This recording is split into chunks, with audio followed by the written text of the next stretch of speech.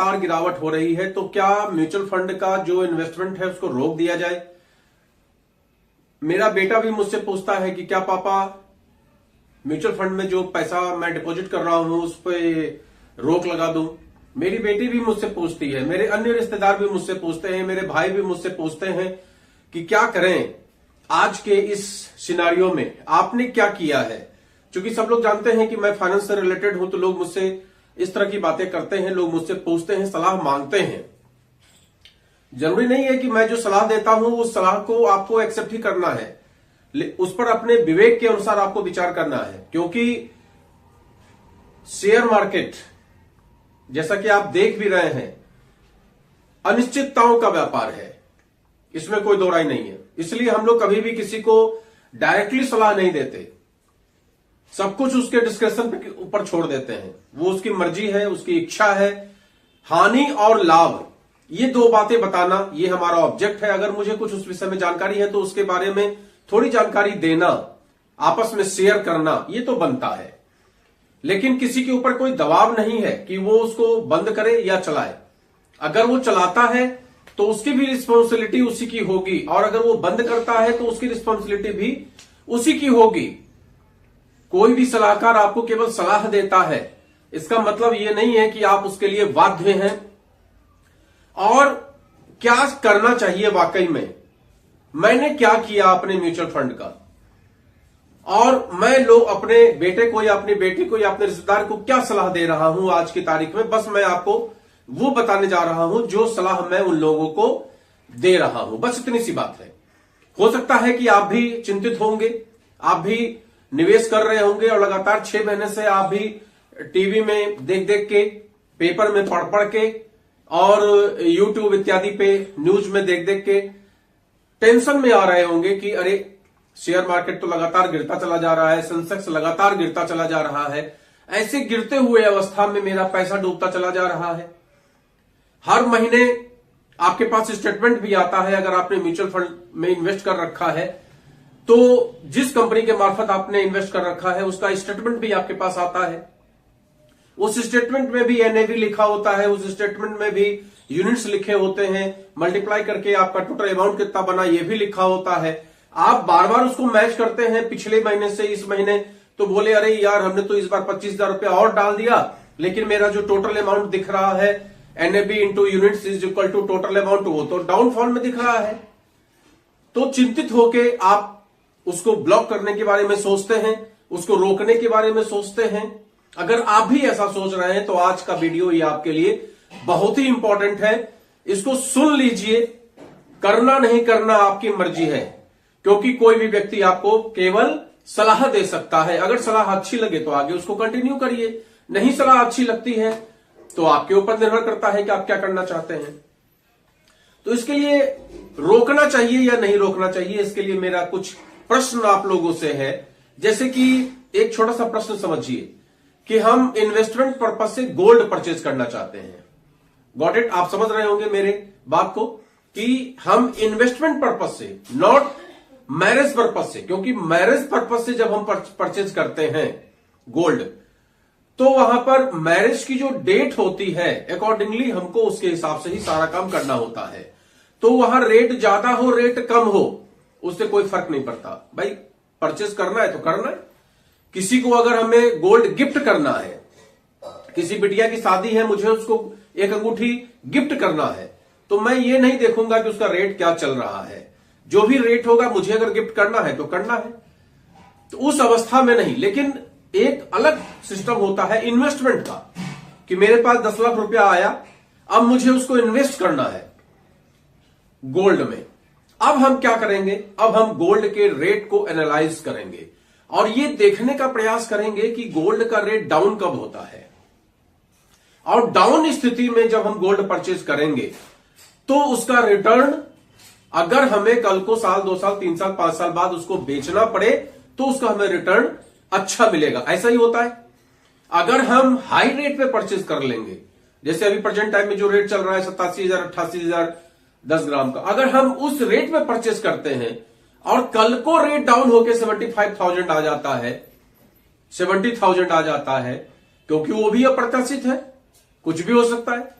तो उस कंडीशन में अगर डाउन होगा तो आपका पैसा डाउनफॉल में जाएगा।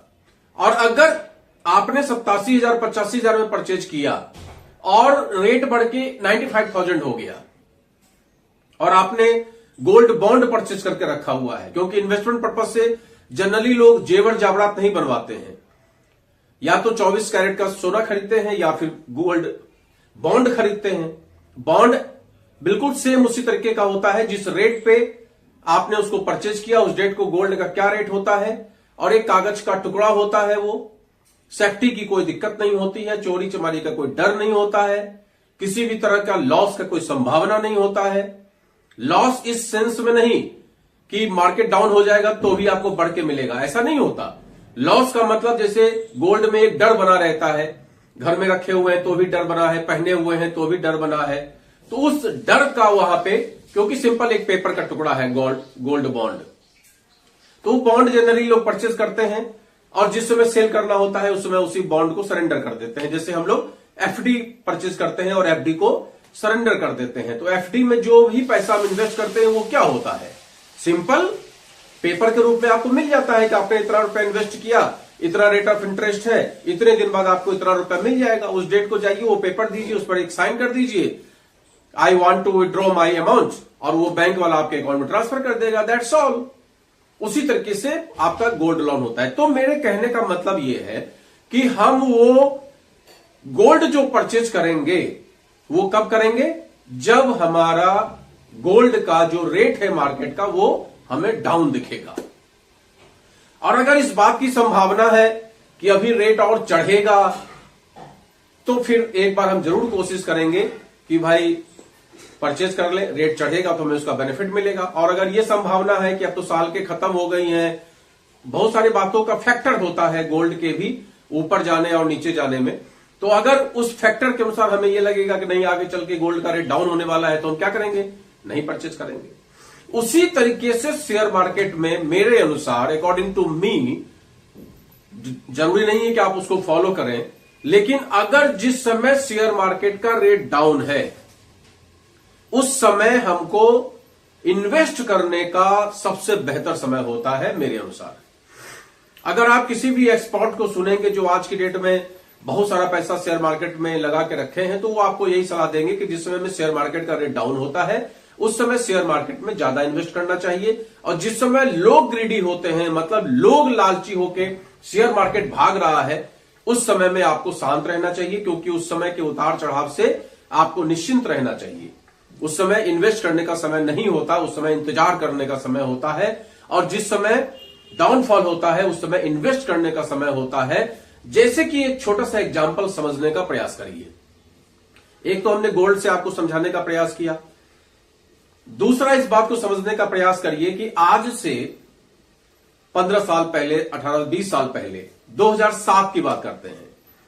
2007 में 2007-2008 में जो सेंसेक्स था वो 21,206 पे था, जैसा कि आप चार्ट में देख भी रहे होंगे, 21,206 पे था 2007-2008 में।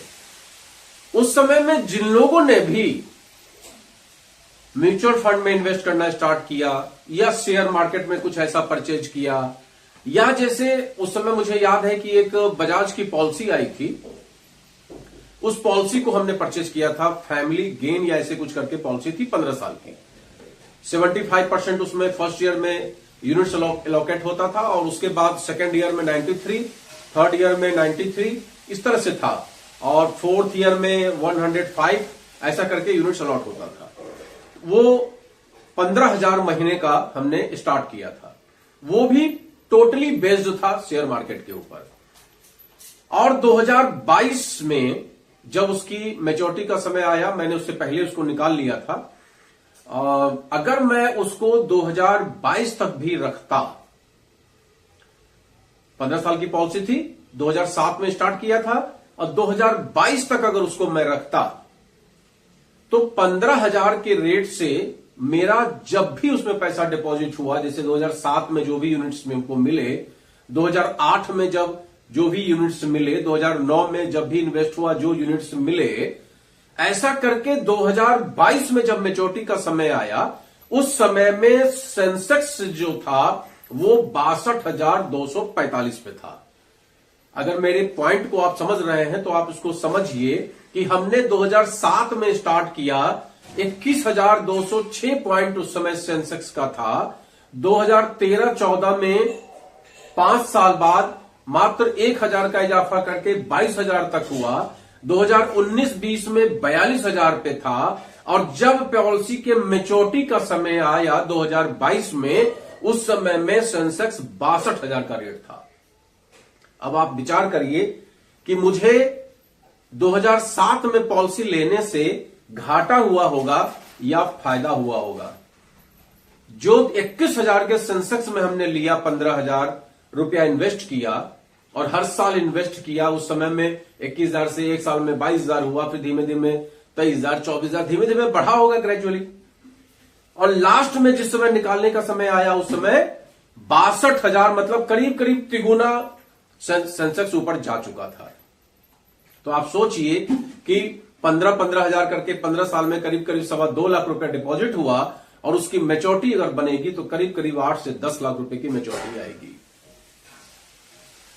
इसको अगर दूसरे फिगर में समझने का प्रयास करिए तो जिन लोगों ने 1 लाख रुपया 2007 में इन्वेस्ट कर दिया, 2007 में 21,000 के भाव पे, और पिछले साल सितंबर के महीने में जिस समय में 84-85,000 का सेंसेक्स था, उस समय अगर उस पैसे को उन्होंने वहां से विड्रॉ किया, समझिएगा बात को, 21,000 पे इन्वेस्ट किया 1 लाख रुपया, और 85,000 पे मतलब 4 गुना पे उसको विड्रॉ किया 1 लाख रुपया, तो उनका 1 लाख कितना हो चुका होगा?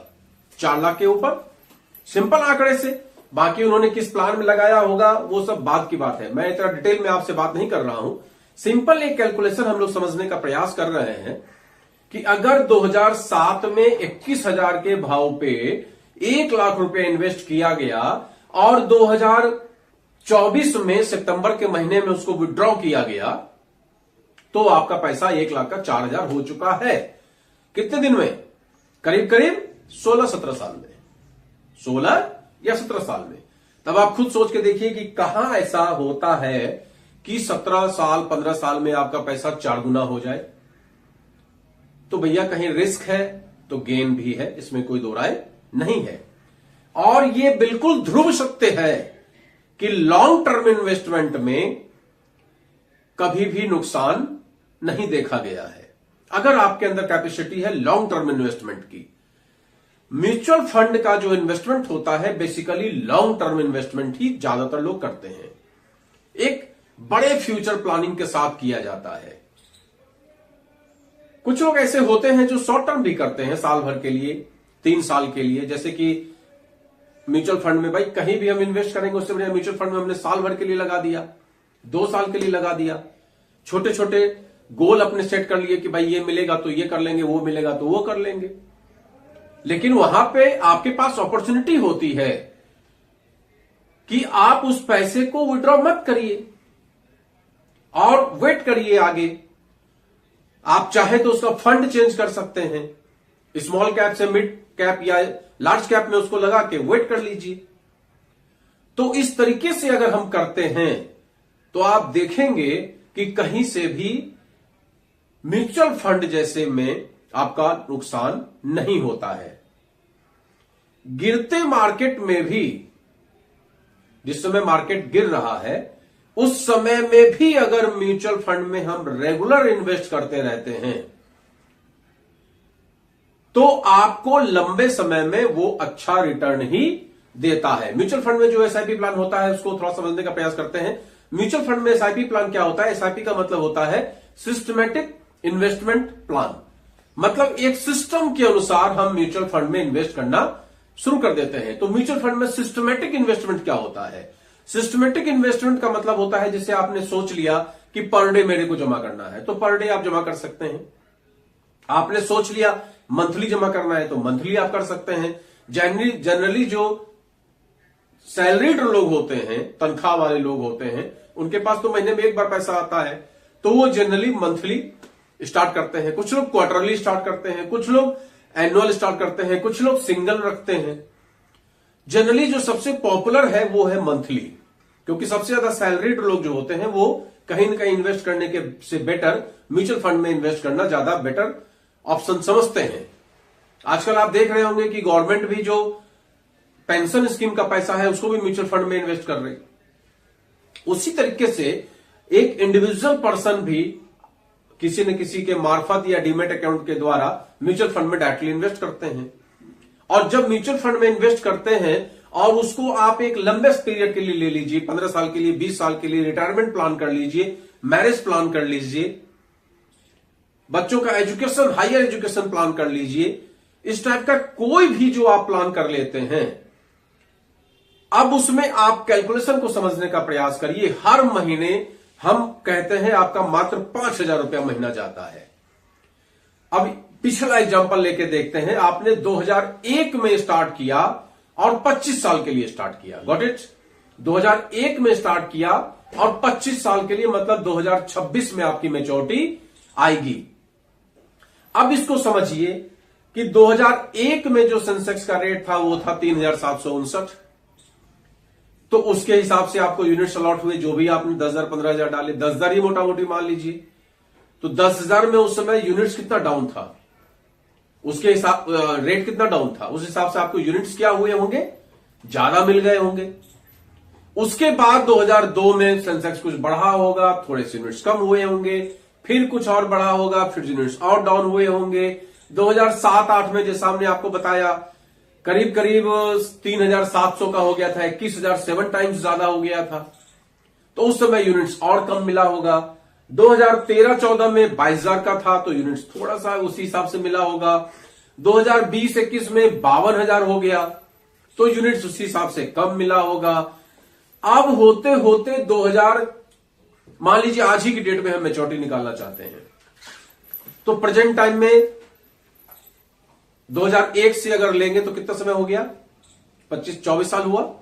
अब इस 24 साल के पीरियड में 2001 में जो 3,700 का भाव चल रहा था वो आज 73,000 का रेट है। तो उस डेट को जो हमने यूनिट्स लिए थे उस पे हमको कितना बम्पर प्रॉफिट मिला है, 20 टाइम्स ज्यादा।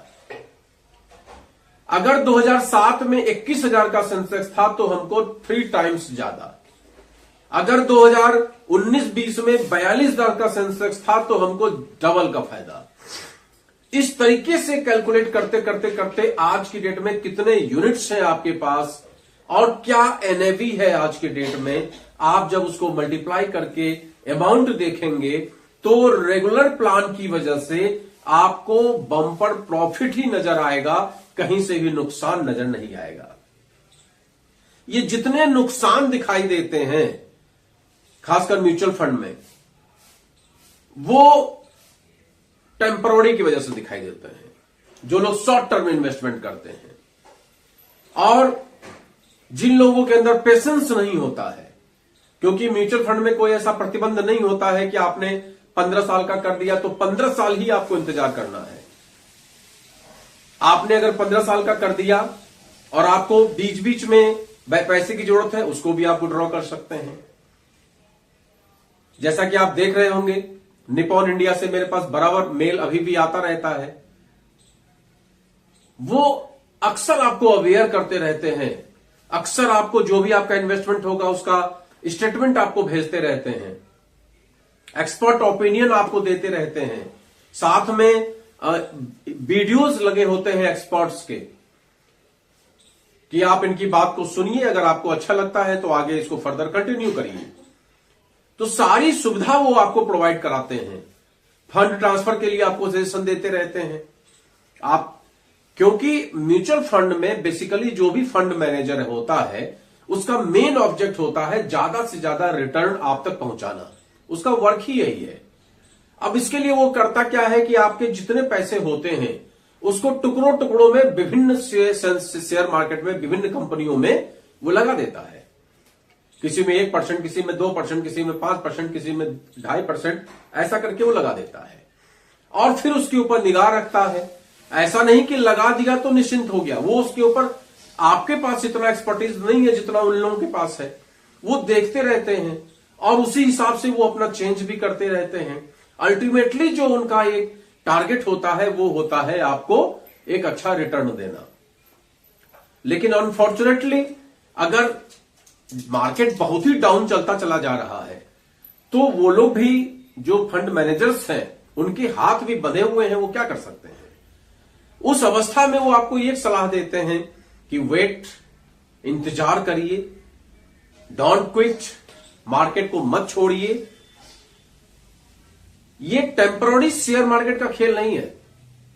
आपने डायरेक्ट किसी कंपनी का यूनिट्स परचेज कर लिया, किसी कंपनी का शेयर आपने परचेज कर लिया और उसमें बहुत गंभीर आपको नुकसान होने की संभावना नजर आ रही है तो लो पैसा निकलो, इस टाइप का नहीं होता। शेयर मार्केट से इसमें कोई दो राय नहीं है कि म्यूचुअल फंड का पैसा शेयर मार्केट में ही इन्वेस्ट होता है, इसमें कोई दो राय नहीं है।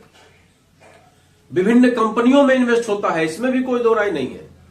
और विभिन्न कंपनियों का जो भी एवरेज रिटर्न होता है, किसी में कम, किसी में ज्यादा, किसी में कम, किसी में ज्यादा, एज ए होल वो आपको उसका इंपैक्ट आपके ऊपर पड़ता है।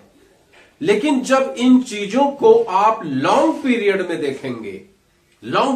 देखेंगे तो आपको कहीं से भी घाटा नजर नहीं आएगा। और इसका सिंपल तरीका हमने आपको बता दिया कि 2001-2 में जो 3759 का सेंसेक्स था, आपको क्या लगता है कि इस पूरे जीवन में जो हम लोगों की जिंदगी बची है, भगवान न करे कभी ऐसा हो, लेकिन क्या ये 4000 तक सेंसेक्स पहुंचेगा फिर से? अभी भी 73,000 पे आज जो भाव है वो 73,000 पे अभी स्टार्ट हुआ है। 300 पॉइंट गिरकर स्टार्ट हुआ 73,000 पे। तो क्या लगता है कि ये 4000 तक पहुंच जाएगा? मेरे अनुसार तो टू इम्पॉसिबल है।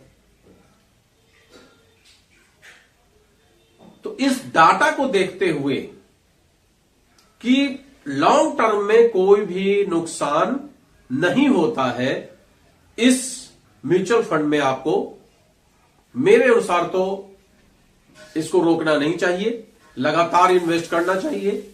हर महीने जो आपका पैसा जा रहा है उसको जाने दीजिए। मैं ये भी नहीं कहता कि उसको बढ़ा दीजिए, जाने दीजिए जो जा रहा है, कुछ न कुछ आपको दे के ही जाएगा। म्यूचुअल फंड में बेसिकली 4 तरह के फंड होते हैं, जिसमें इक्विटी फंड सबसे अच्छा फंड माना जाता है, बॉन्ड फंड सेकंड नंबर का फंड, शॉर्ट टर्म फंड जिसमें कि लोग इन्वेस्ट बहुत ज्यादा करते हैं शॉर्ट टर्म गेन के लिए। इसमें इंटरेस्ट रेट भी बहुत अच्छा मिल सकता है, गेन भी आपका बहुत अच्छा हो सकता है, लेकिन लॉस की संभावना भी उतनी ज्यादा रहती है। और एक होता है हाइब्रिड फंड। कुल मिला के 4 फंड म्यूचुअल फंड में होते हैं और इसमें एक्सपर्ट ओपिनियन समझकर, बात को समझकर जब भी आप इन्वेस्ट करिए तो टुकड़ों में अलग अलग फंड में इन्वेस्ट करिए, एक ही फंड में नहीं करना चाहिए। कुछ लार्ज में करिए, कुछ मिड में करिए, कुछ शॉर्ट में तो मैं ज्यादा सलाह देता ही नहीं कभी किसी को, क्योंकि म्यूचुअल फंड में हमेशा लॉन्ग टर्म गेम लेना चाहिए, लॉन्ग टर्म टारगेट लेना चाहिए, क्योंकि हम लोगों के पास ऑप्शन बहुत सीमित होते हैं। आपकी जानकारी के लिए बता दें, अगर आप पैसा अर्न कर रहे हैं तो आपके पास पैसे को बढ़ाने के अवसर बहुत कम है। एक बहुत ही फेमस कोटेशन है कि बड़े लोग जो होते हैं वो इन्वेस्ट ज्यादा करते हैं और जब बच जाता है तो खर्च करते हैं, और जो 90% पीपल है, जो सामान्य पब्लिक है, वो खर्चे कर लेते हैं और जब बच जाता है तो इन्वेस्ट कर देते हैं। दोनों के मेंटलिटी में बेसिकली ये फर्क होता है। फिर से रिपीट कर देता हूं, जो इन्वेस्टर्स होते हैं, जो बड़े लोग होते हैं, जो हाई रिटर्न अर्न करते हैं, वो पहले इन्वेस्ट करते हैं, फिर जो बच जाता है उसको खर्चे में लाते हैं। और जो 90% पीपल है, जो आम तबका है, वो पहले खर्चा मिट आउट करता है और जो बच जाता है उसको, मतलब मेरे कहने का कि अगर मेरी सैलरी 1 लाख की है तो मैं पहले सारे खर्चे मिट आउट करूंगा, सोच लूंगा पहले कि भैया ये इतने यहां जा रहा है, वहां जा रहा है, ये खर्चा मेरा, वो खर्चा है, ऐसा खर्चा, वैसा खर्चा। अब मेरे पास 5,000 बचा तो 5,000 के लिए हमने एक जगह SIP कर दिया। ये बेसिक डिफरेंस होता है। अब उस अवस्था में आपके पास अवसर क्या क्या है, कहां कहां आप इन्वेस्ट कर सकते हैं। नंबर 1 अपने पास अवसर होता है बैंक का। अब बैंक का जो अवसर है उसमें आपको इंटरेस्ट जो मिलता है 3% का, 4% का, 5% का, FD में 7% का, कुछ बैंक के द्वारा 9% भी दिया जा रहा है। लेकिन इन्फ्लेशन को जब आप देखेंगे तो वो हमेशा ही घाटे का सौदा होता है। इसलिए मेरा यह मानना होता है कि बैंक में हमेशा लिक्विड मनी रखना चाहिए। जितने की आवश्यकता नित्य प्रतिदिन के काम के लिए है उतना ही रखना चाहिए, उससे ज्यादा रखने का कोई मतलब नहीं है। वरना वो पैसा आपका बिल्कुल इनएक्टिव पड़ा है, यूं आप समझ लीजिए, कोई यूज नहीं है। बैंक वाले जरूर उसको लोन के रूप में डिसवर्स करके अपना काम कर रहे हैं, आपका कोई उससे बेनिफिट नहीं है। तो इतना अमाउंट रखिए जो आपकी लिक्विड आवश्यकता है, जो आपके महीने 2 महीने की आवश्यकता है, उससे ज्यादा रखने की जरूरत किसी भी बैंक में नहीं है। लेकिन ज्यादातर लोग क्या करते हैं, बैंकों में ही सबसे ज्यादा पैसा रखते हैं। पोस्ट ऑफिस को आप देख लीजिए, पोस्ट ऑफिस को में भी कोई फायदा नहीं है। रेट ऑफ इंटरेस्ट कंपेरिजन कर लीजिए तो कोई फायदा नहीं है। तो अब तीसरा ऑप्शन क्या बचता है अपने पास, रियल एस्टेट। रियल एस्टेट एक अच्छा इन्वेस्टमेंट का जरिया है, जहां पर आप नंबर 1 की जमीन परचेज करके उसको बैंक वगैरह से लोन करा सकते हैं, उसको आप रेंट पे उठा सकते हैं। अगर बना हुआ है तो, नहीं बना है तो बनवा कर रेंट पे उठा सकते हैं। वो आपके लिए हमेशा ही प्रॉफिटेबल सौदा होगा, क्योंकि जैसे जैसे इन्फ्लेशन बढ़ेगा जमीन की कीमत भी बढ़ती है, आपकी प्रॉपर्टी की कीमत भी बढ़ती है। और प्रॉपर्टी की कीमत जिस रफ्तार में बढ़ती है उस रफ्तार में कभी भी बैंक का ब्याज नहीं बढ़ता। आप अगर जोड़ लेंगे, अगर आपने कोई प्रॉपर्टी मान लीजिए 10 लाख की परचेज की और उसकी किस्त आप 13,000 या 12,000 या 11,000 रुपया पर मंथ आप दे रहे हैं, मान लीजिए 11,000 पर मंथ आप दे रहे हैं। अब 11,000 महीने आपका साल का मतलब करीब करीब 1.25 लाख रुपया साल का आपका जा रहा है। अब उस पर अगर कुछ भी आपने बनवा के अगर उसको आपने रेंट पे दे दिया, 10,000 महीना आ रहा है, तो सोचिए कि आपकी जेब से क्या जा रहा है, कुछ भी नहीं।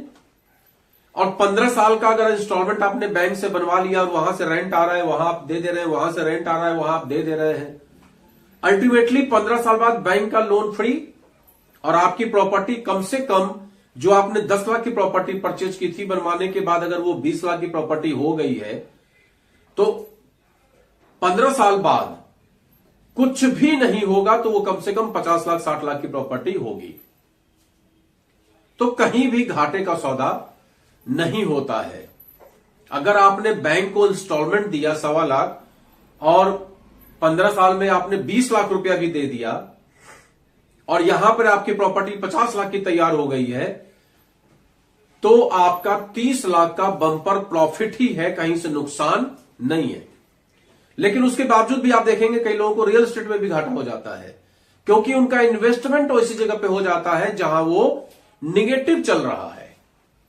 निगेटिव कैसे चलता है, जैसे कि कोई ऐसी प्रॉपर्टी, कोई ऐसा इलाका जहां डेवलपमेंट अच्छा ना हो रहा हो, हमने ऐसी जगह पे प्रॉपर्टी ले ली, हम उसको सेल नहीं कर पा रहे हैं, दूसरा एक खामियाजा।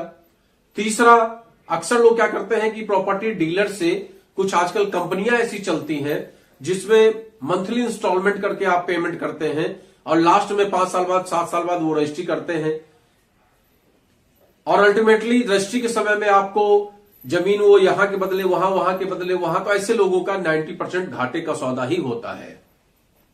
तो मेरी ये सलाह होती है कि आप जब भी प्रॉपर्टी परचेज करिए, नंबर 1 की प्रॉपर्टी परचेज करिए जिसका बाकायदा दाखिल खारिज हो, बैंक से लोन हो जाए, कोई आपको किसी तरह का दिक्कत ना हो, और जेब से पैसा लगाने के बदले में आप बैंक का पैसा लगवा के उसको बढ़ाइए। वो आपके लिए हमेशा ही बेनिफिट का सौदा होगा। तो एक हमने आपको प्रॉपर्टी में इन्वेस्ट करने की बात बताई, तरीका भी आपको बताया, बहुत अच्छा तरीका है, कहीं से भी घाटे का सौदा नहीं होने वाला। भाई आप सैलरीड हैं, बैंक वाला लोन भी आसानी से कर देगा, तो कहीं से भी आपका घाटे का सौदा नहीं है। गोल्ड अगर आप परचेज करते हैं तो हमने आपको बताया कि ऑर्नामेंट परचेज करने से बेटर है गोल्ड बॉन्ड परचेज कर लीजिए, वो आपके लिए ज्यादा फायदेमंद है। और एक अवसर आपके पास म्यूचुअल फंड के रूप में है, उसको भी आप कभी भी विड्रॉ कर सकते हैं जब भी आप चाहें। अगर आप रेट देखते रहिए, आपको लगता है कि ये बहुत अच्छी पोजीशन में है तो आप उसको कभी भी विड्रॉ कर सकते हैं। पार्ट में पैसा विड्रॉ कर सकते हैं, जरूरी नहीं कि पूरा ही पैसा विड्रॉ कर ले, पार्ट में आप निकाल सकते हैं, 2-4 लाख रुपया निकाल सकते हैं आवश्यकता के अनुसार। तो इस तरीके का कुछ ऑप्शन है आपके पास जहां पर निवेश करके आप अपने जीवन को ज्यादा बेटर पोजीशन में कर सकते हैं। जिसमें मेरे अनुसार अगर मुझसे आप पूछेंगे पर्सनली, तो मुझे सबसे अच्छा इन्वेस्टमेंट रियल एस्टेट में लगता है, जमीन में लगता है। बशर्ते जैसे आजकल आप देख रहे होंगे कि बड़े बड़े इलाकों में फ्लैट्स का ज्यादा कल्चर हो गया है। फ्लैट भी परचेज करने में कोई बुराई नहीं है, लेकिन जैसे कानपुर वगैरह में यहां पर जमीनें भी उस हिसाब की मिल जाती हैं और उसको बनवाना भी सरल होता है। बनवाने के लिए भी आजकल बहुत सारे ठेकेदार चल रहे होते हैं, उनको स्क्वायर फीट पे तय कर लीजिए। आपने बैंक से लोन करा लिया, सारा हिसाब किताब अपना वो देख रहे हैं, काम आपका स्टार्ट हो जाएगा, प्रॉपर्टी आपकी तैयार हो जाएगी, मकान आपका बन जाएगा। किराया भी कानपुर जैसे इलाकों में, चूंकि मेट्रोपॉलिटन सिटीज हैं, काफी अच्छा किराया भी आ जाता है। अगर 2 फ्लोर का भी या सिंगल फ्लोर का भी आपने बनवा दिया तो 10-12 हजार रुपया कहीं नहीं गया। और उस हिसाब से आप देखेंगे तो आपका इन्वेस्टमेंट बुरा नहीं है और अल्टीमेटली आपको एक अच्छा खासा रिटर्न देकर जाने वाला है। और प्रॉपर्टी में भी अच्छी जगह पे प्रॉपर्टी होती है तो डेफिनेटली बेचने में भी आसानी होती है। कल की डेट में आप अपने आवश्यकता के अनुसार उसको सेल भी कर सकते हैं। तो एक अच्छा इन्वेस्टमेंट है प्रॉपर्टी का भी। तो मेरी तो यही सलाह रहती है कि या तो आप प्रॉपर्टी की तरफ जाइए या तो आप गोल्ड की तरफ जा सकते हैं।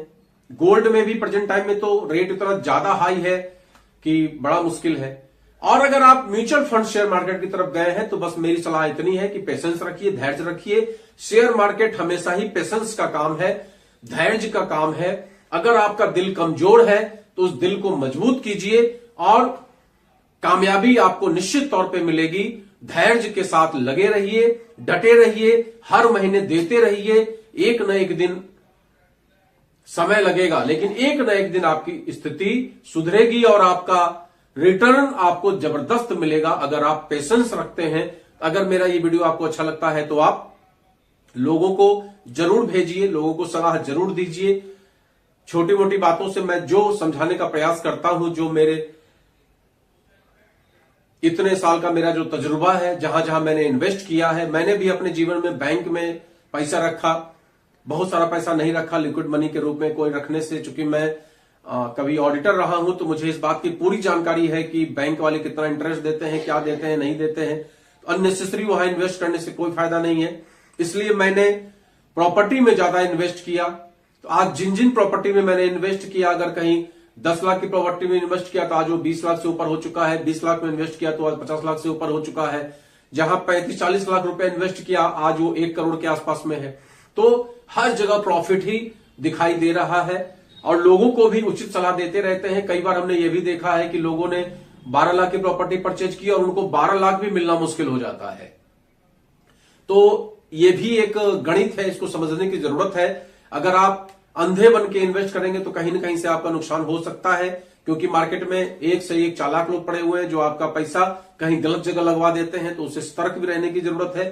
प्लस में गोल्ड बॉन्ड अगर रेट सही है, आप समझते हैं सही, तो आप उसको परचेज कर सकते हैं, तो वो भी एक अच्छा ऑप्शन है। और म्यूचुअल फंड भी आपके लिए एक अच्छा ऑप्शन है। डायरेक्टली शेयर मार्केट में मैं तो जल्दी किसी को सलाह नहीं देता। जब तक आपके पास बहुत ज्यादा एक्सपर्टाइज हासिल नहीं हो जाए तब तक शेयर मार्केट में डायरेक्टली और ब्लाइंडली कभी नहीं आना चाहिए, वरना आपका पैसा जो रखा हुआ धन है वो भी जा सकता है और लत ऐसी बुरी होती है कि आगे चल के आप दिक्कतों का सामना आप कर सकते हैं। इसलिए म्यूचुअल फंड सेफ गेम है, लगाइए, उसी में लगाइए, लेकिन म्यूचुअल फंड के मार्फत लगाइए, जिससे कि आपका पैसा देखरेख करने वाला दूसरा कोई बंदा जो एक्सपर्ट है वो आपके पैसे की देखरेख करे और आपको एक अच्छा रिटर्न दे। अगर ये वीडियो अच्छा लगे तो लोगों को शेयर जरूर करें।